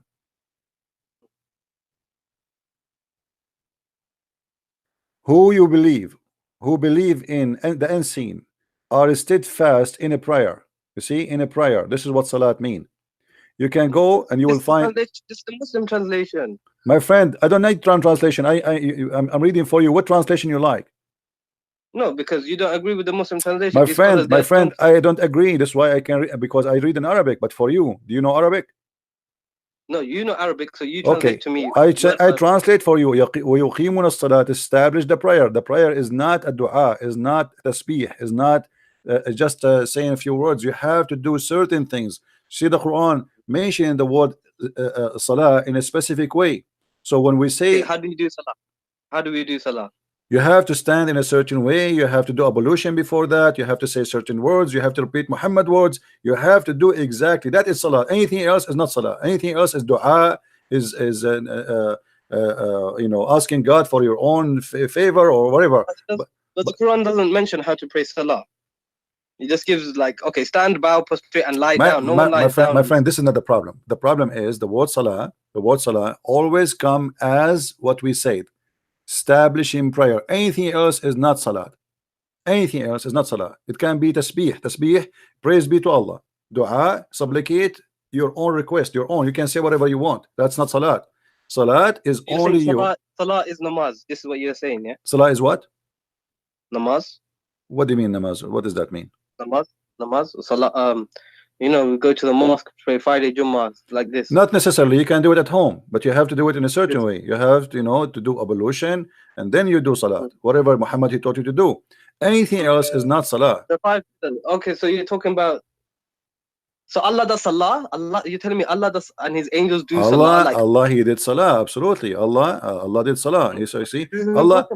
Read with me. Chapter 2, verse number 83. Allah, He ordered the Bani of Israel, the children of Israel, wa aqimu salat wa atu zakat. You see, those are obligation. Dua is not obligation. Salah and give charity. Yes. Yeah, this is obligation. So what is obligation in Islam? Is to do salah. This is fard. The rest is not fard. Yes. Dua is not fard, you know. Yes. But salat is a fard. That's it. And when the second we say salat, you are the one who told me Arabic is a rich language, correct? So there's many words for the word blessing. Yes, barakah. So there is no need to use the word salah. Obviously, he's speaking about salah. That's it. Allah did not speak. So Allah is doing salah. Allah is doing salah. Muhammad is doing salah. The Muslim doing salah. The angels doing salah. Everybody doing salah. And Muhammad hijab, he says, Allah he pray for, not pray to. Suppose he's smart. Now, yes. Now after he needed to clarify this, he did already. He made a video to fix this guy. He tried to fix it. He made it blind. You know. So he made a video. They will never get close to me. I see speakers call are very like. So I watch all of these guys and like Ali Dawa, I don't like him. He's a kid. My friend, Muhammad is a very intelligent guy. I thought he was made very good. He is not. No, he's an idiot. Actually, he you know. This guy is a shame for the Muslims, and I'm glad that he did that debate. Okay, I see David Wood on YouTube. Why he doesn't attack Islam when they're debating? He was like a little mouse. Like David Wood was a my friend. I don't wanna talk about David Wood. He did what David Wood. He asked him many. Listen. David Wood. He asked him many serious questions. I agree. David Wood. He did not do a good job to put him in the corner. To you know, like he get a chance to destroy him immediately. But he's not a debater. David Wood is not a debater, and he is not. Yes, he is.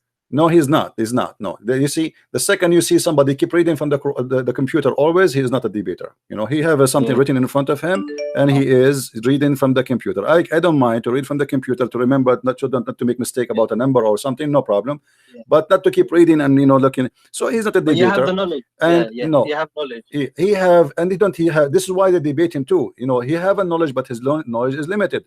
At least. Christian Prince, why do you not go to debate? Listen. I am here, and here we go. I allowed anyone to call me, including you. With my respect to you, anyone can call me. Did I say no to you? No. Did I ask you who are you? No. You might be a big sheikh. You might be nothing. Who cares? I mean, I don't care. So I am welcoming anyone to call me, and I'm almost every day here. Why they don't call me? So with the Muslims, they choose someone who don't speak Arabic in purpose, who have limited knowledge in Islam, so he will do the minimum damage. And the second he says something, they start making fun of him because he don't speak Arabic. Yeah, right. Yeah, that's true. And then that stupid idiot hijab, he said to David Wood, you know, like you do not know Hebrew, you do not know Arabic, as if he knew Hebrew. And then he said, Emmanuel mean God is with us, which is stupid. You know, everybody was laughing. So it does mean that. It does not mean that, absolutely. You know, sorry, I said Elijah. He said Elijah is the same as he said Elijah is the same as Emmanuel. So he said Elijah mean God is with us, and this is stupid of him to say.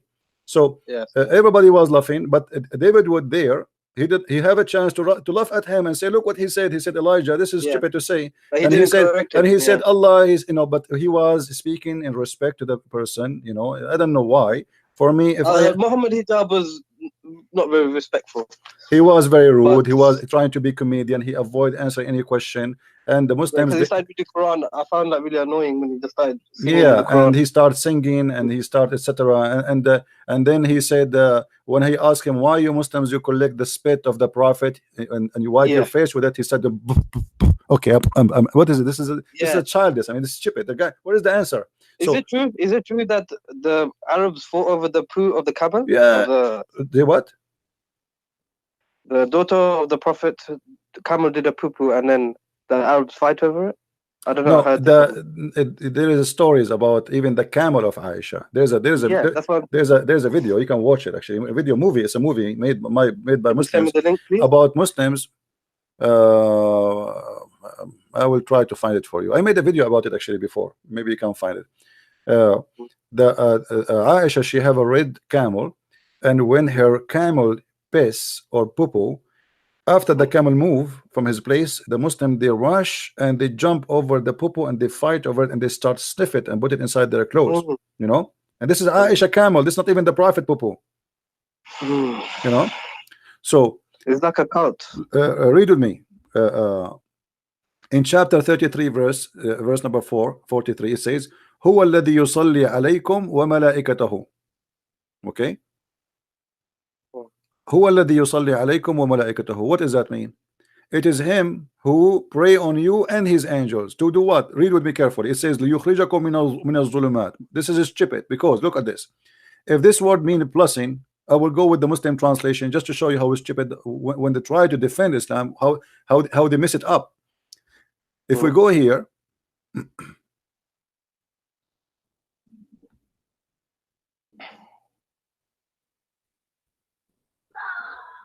read with me. This is the Muslim false translation. It is he, which means who is Allah, is who send a blessing on you, as do his angels, that he may bring you out of the depth of darkness. Look at this madness. Have you ever heard of somebody sending a blessing to someone he is in the darkness, and that may make him go out of darkness? That's stupid. It's like hope.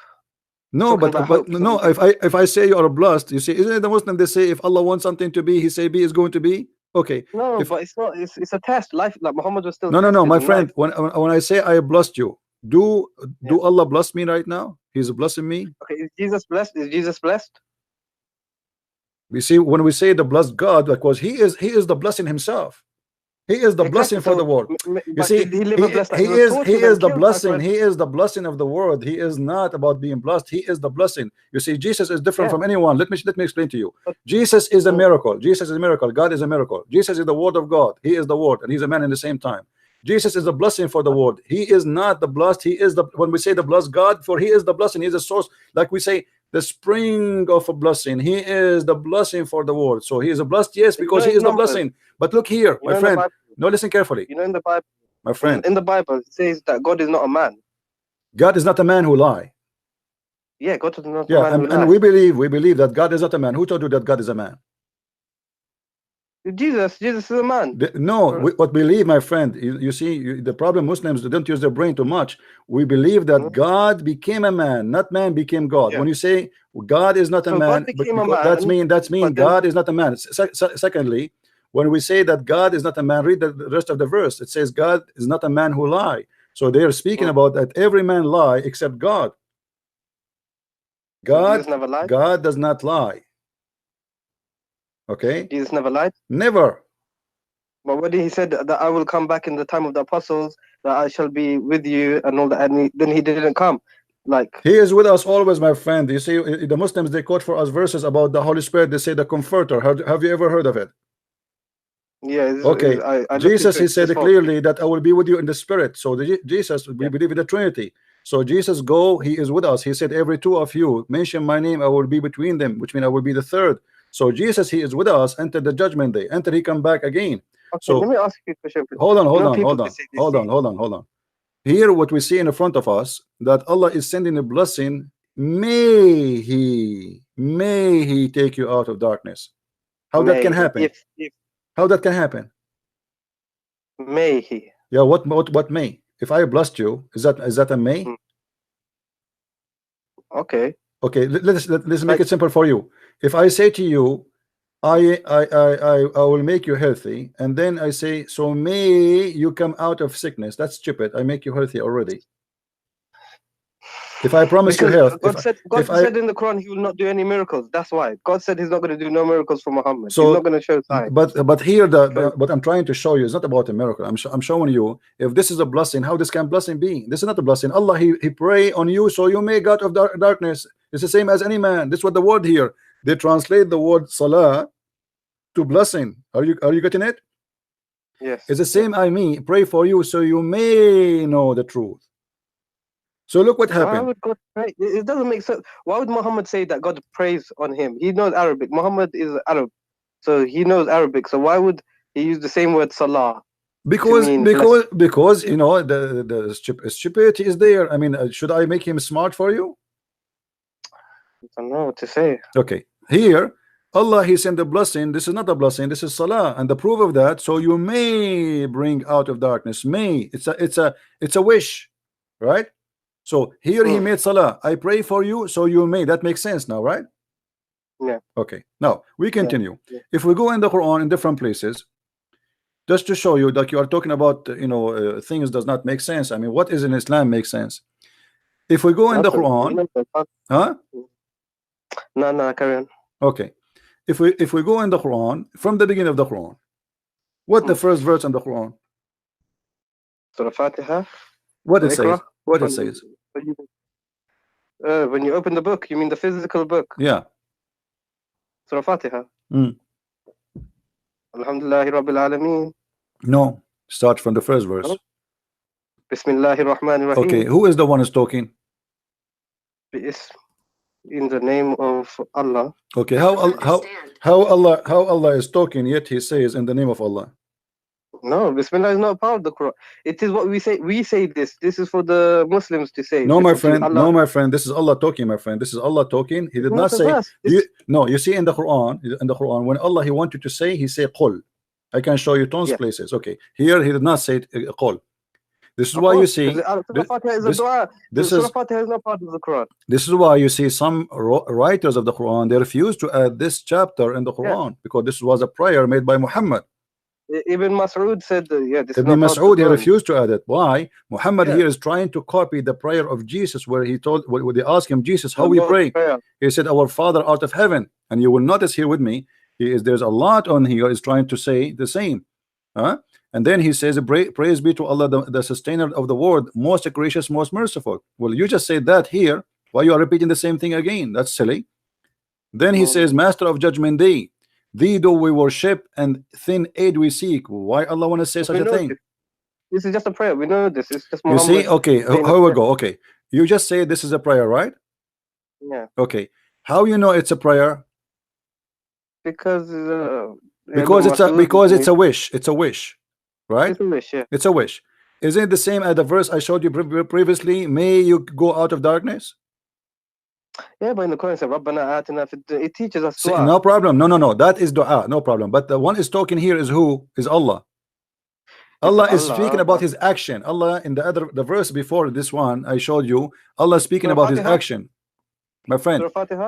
No. When I said to you, Huwa alladhi yusalli alaykum wa malaikatuhu, chapter 33, verse number 43. Yeah. It is he who pray on you and his angels, so you may get out of your darkness. You remember? Yeah. So here we go. The salah. I said to you, how you know that this is salah? Because it's a wish. It's a wish. Yes. It's a wish. Yeah. Okay. If Allah is God, he don't make a wish. He say be is going to be. That's it. So this is obviously is a salah. Now, if we go in the Quran and we try to find how Muhammad present his God for us, how Allah this God he function. Can you find any place for me to explain to me how does God function based on the Quran? What do you mean? Well, what do you mean how does God function? How he function? I mean, how he understand things. If we go to the creation of the Quran as an example, creation of the earth and the heaven. Do you not reflect? He tells you to be logical. Quran is very logical. Logical? Okay, name for me one thing is logical in the Quran. Go ahead. One thing that's logical. Just one. Just one. A challenge between me and you. Just one thing is logical. Like do not eat pork. Do not eat pork. Okay, let me show you how stupid that is. Why? Because if you say to somebody don't eat pork, you should explain why. وَإِنَّمَا حُرِّمَتْ عَلَيْكُمُ الْمَيِّتَ وَالدَّمُ وَلَحْمُ الْخِنْزِيرِ. Why? Chapter 2 verse 173. You said you are the one who said it is logical, right? Okay, what is the logic of saying to me don't eat pork without telling me why? But you must believe Allah. He knows for you what is good. What he knows? He knows nothing. He knows nothing. He knows nothing. We can prove it easy. No, he knows nothing. No, my friend. Let me show you how funny the logic of Allah. If we go in the Quran, in the beginning of the Quran, We will find this.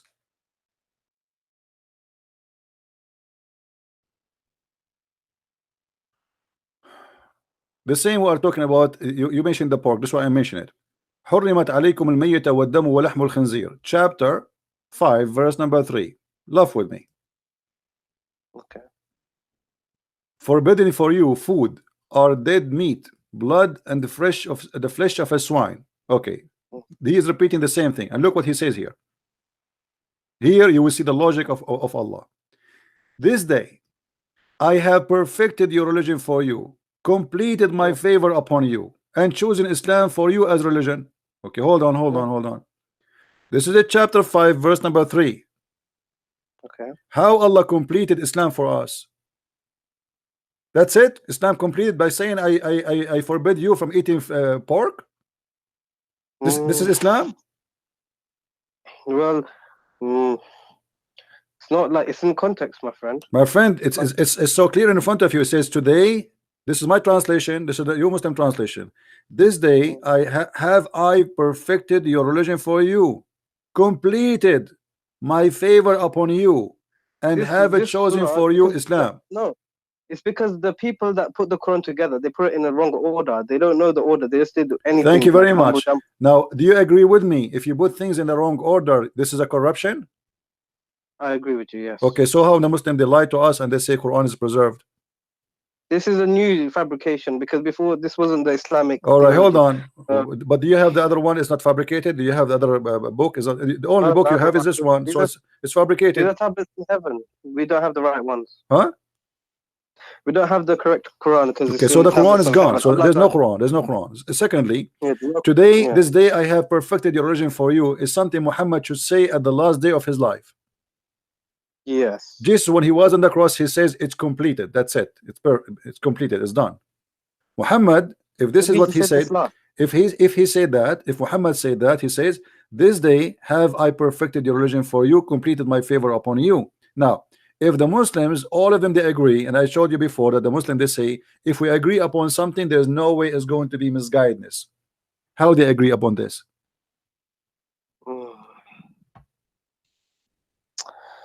Well, you're taking the argument of saying that if everyone agrees, if there's 10 people in a room and 9 of them agree that Muhammad is... More Muslims, all Muslims agree upon that. I never saw a Muslim who's a true believer in Islam, he say, I don't agree with it. Because Islam is a blind religion. You have no right to question. I gave you the verse. We start with it where Muhammad says, whatever the Prophet and Allah decide, you take, right? Okay.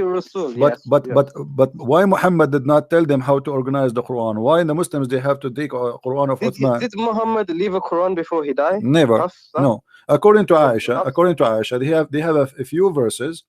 The Quran of Hafsa, you know, there's many stories about burning many Quran, etc. by Uthman.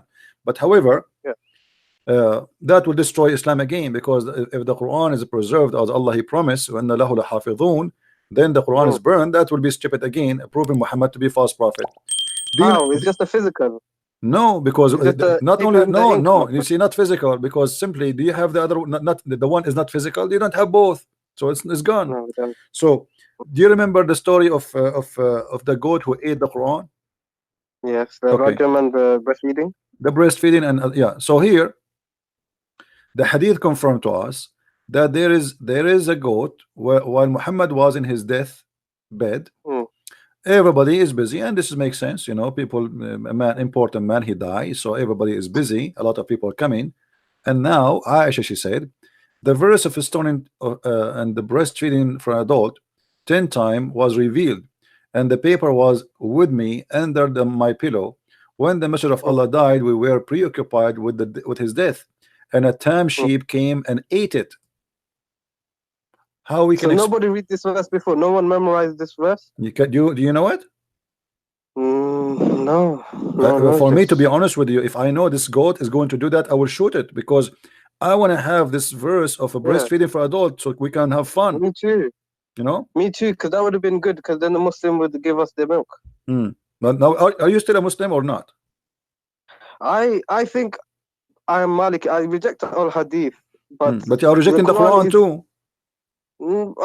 Basically, we don't have the Quran, so there is no Quran. Okay, so you are the Muslim. Why you don't say I am out of Islam? You know, announce yourself, denounce Islam, denounce No, stupidity. because I still believe in God. You know, okay, my friend, my friend. Is... How you will know Muhammad is a prophet with all the stupid things he said? How you can do that? No, because the hadith. Okay, my friend, name for me one thing Muhammad he said is smart. Smart? You believe in the hadith, right? Do you believe in the hadith? Oh, no, I reject. You don't believe in the hadith. Okay, can you show me one thing Muhammad he said is a smart? Because in order to accept Muhammad to be a prophet, well, you have to have some knowledge of Muhammad. What Muhammad said to you is smart. He said, "Be kind to your parents." You know, this is nothing new. In the Bible, it says if you insult your parents, you have to be killed. Even, you know, this is how bad it is. You know, I'm sure he would say something smart. I'm just thinking. Like what? Let me show you. Let me show you how smart your prophet. A man who is a man who is a blind. A man who is a blind. There's a guy who he came to Muhammad. Came to Muhammad. And he ordered his wife to cover themselves. And they said to him, but he is blind. Why you want to cover ourselves? He said, I know he's blind, but are you blind too? This is Sahih? For sure it's Sahih. Why would Muslims keep this in their books? Like for all these years, did they not reject it? My friend, ask yourself the same question. Why you still believe in Muhammad now? He's a prophet. I reject these hadith. No, but you reject this hadith, but you did not reject Muhammad yet. Why? Ask yourself the same question. There's nothing. You have nothing about him left. Listen. What you are doing. With my respect to you, you have nothing left of Muhammad. You said you reject the Quran. You accept the Quran. The Quran is full of fairy tale stories and stupidity. The hadith is rejected. So what is left for you about Muhammad? Your Muhammad is coming from where? Muhammad is just a messenger. He's not. This is another question. Messenger about what? Where is the message? In order to accept him to be a messenger, where is the message? Where we can find the message of Muhammad for you? If you take away the man and the book, you have nothing left. My friend, you are trying to avoid. You see, you're trying to avoid to answer a question. No, I agree. Because now you have so where is Muhammad for you? Why you say I still believe in Muhammad? The Sirah. The Sirah is more full of garbage. I mean, the Sirah is the most horrible. The biography of Muhammad is Ibn Hisham. They write about Muhammad Ali. My friend, you see, Ibn Hisham, when he wrote his Sirah, he said that anything is not suitable for the prophet, we take it off. And now after the filter, still Muhammad looks so bad, so disgusting. So now where you got your prophet from? You want to believe in Muhammad. Where you want to get him from? The books of Sirah is a joke, full of garbage about Muhammad. The book of Hadith is full of garbage. Like maybe Kuffar, after he died, they made up bad stories about him to mislead. Like Shaitan can, make people tell lies in the Hadith. This is why. This is not my problem now. You have a problem, my friend. You are still saying Muhammad is a prophet. He's a prophet. Okay, what is a prophecy for Muhammad? Well, a prophecy. In order to call somebody prophet, you have to be a prophet. In order to call you dentist, you have to work in teeth. What prophecy did he say? Let me think. Let me make a prophecy as long as you're thinking. Let me tell you, by the way, I'm a prophet too. Quran, it says the Quran, the Romans are going to win the war, whatever, that prophecy. That is stupid prophecy. Let me tell you why. The Roman is fighting with the Persian for 300 years. Yes. So the war will not stop until one of them will be victorious. And look what happened. Muhammad, he said, Muhammad, he made a mistake. The luck is not helping him. He said, "Fi bid'a sinin." Bid'a is a 3 to 9. When you say bid'a, it's a word mean 3 to 9 maximum. Okay. Maximum is 9. Minimum is a 3. But the Roman, they did not win in 3 to 9. It took them a lot longer. So and the story itself is very stupid, because you see, you are mentioning to me things will make everybody laugh. It's your fault. If we go to the chapter of Ar-Rum, it says Huzimat Ar-Rum.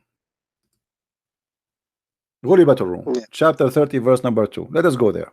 Okay. Alif Lam Mim. What Alif Lam Mim? The Muslim, they say Allah knows best. Leave that one for alone. Yeah. In the land close by, but they. What do you think it means? Hold on, Christian. What do you think Alif Lam means? We will go for that because that have to do with the numbers and details. Muhammad, he stole that from the Aramaic book, which is from the translation of Waraq ibn Nawfal. We will talk about that later. The Roman Empire has been defeated. Okay. And by the way, it doesn't say Roman Empire, it says Arum. In the land close by, but they, even after this defeat of there, soon they will be vanquished. Soon here is not accurate. It says Badr Sanin, in few years, between 9 to 3. They have to put that. Within few years.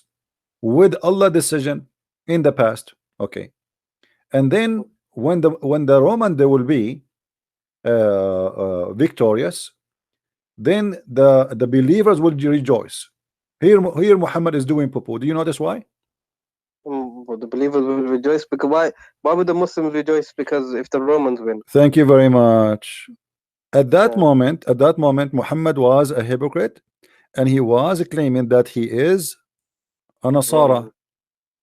Nasara? Yeah, he was claiming to be Nasara. This is why he will be. This is why he will rejoice.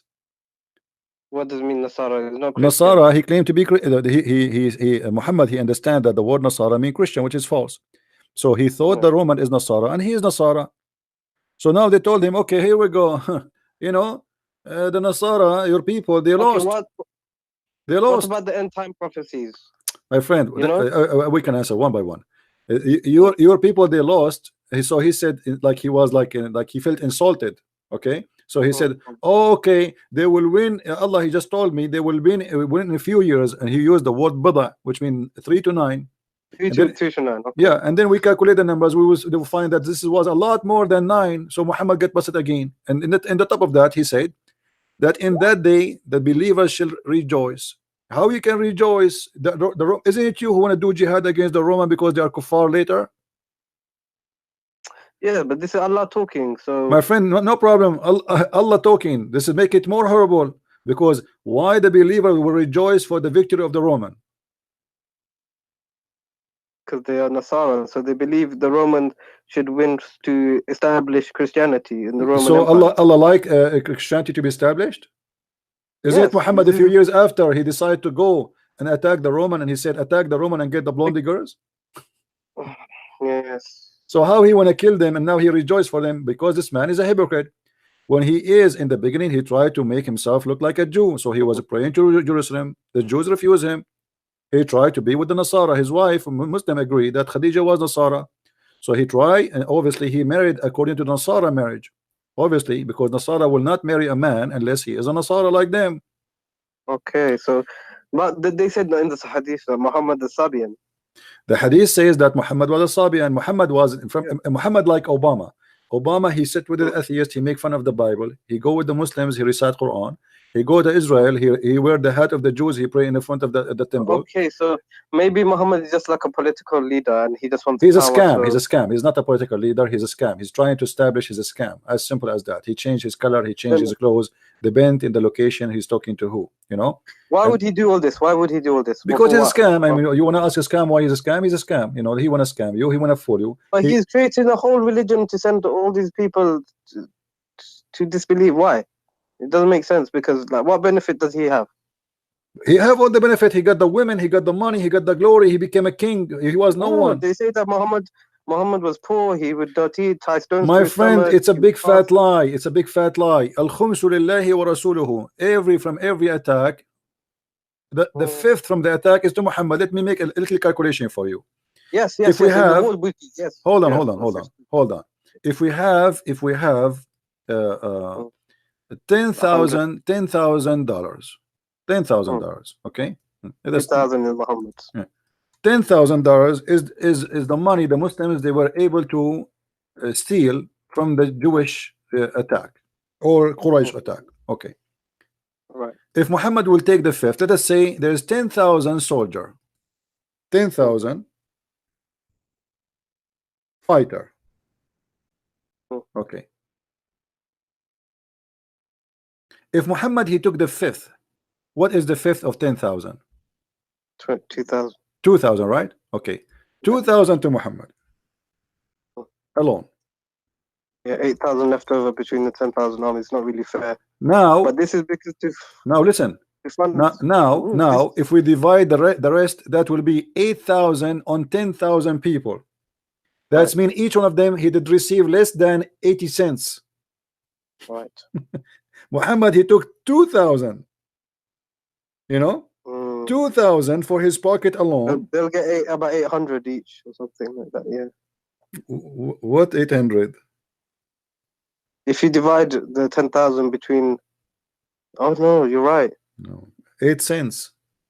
Yeah, this is stupid. This is not fair. 80 cents. They will take 80 cents each. So how they say Muhammad was poor?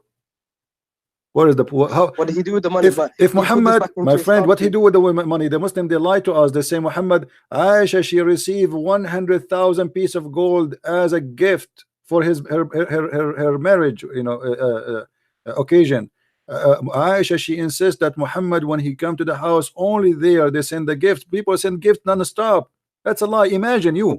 Do you accept really? Hold on. Use your logic. Wait, hold on.